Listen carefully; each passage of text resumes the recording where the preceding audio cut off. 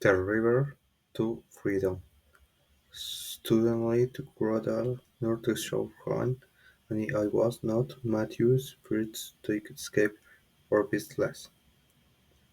The big African sun was low in the sky and the near river was slowing and wetly through the white land. Matthew's clothes with gold against his skin in the water. He floated silently listening carefully for soldiers' voices.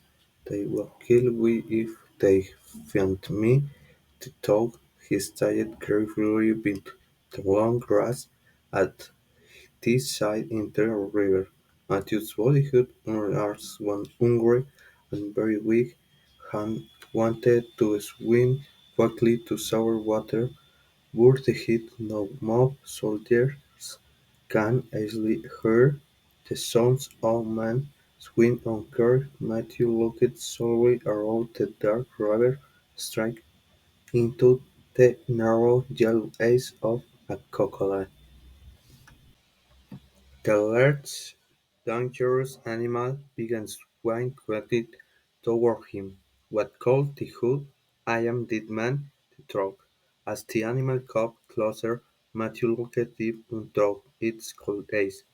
He prepared for a painful death. Suddenly the crocodile turned and swam away. It was not Matthew's first escape or his last. 6 months earlier Matthew was enjoying a care evening with his father. They were sitting outside their home in the south of Sudan talking happily. Suddenly soldiers arrived in the thick quiet near her. We didn't say anything, he remembers. We waited for question, but there was no question. They came and shot my father. I couldn't believe that my father was shot. Matthew wanted to destroy his father's murder, immediately moving quickly. Rodmer, the soldier, had tried to take root, but he was one man against many. He was caught and taken on armed prison. He was one more prisoner in Sudan's long war. Matthew's room in prison was too small for a bed. It was even too low to stand up in. It was painful and difficult life, but Matthew stayed in the dark box for 6 months. Every day the soldiers heard the prisoners. Matthew's body was weak and broken, but his mind and heart were still strong.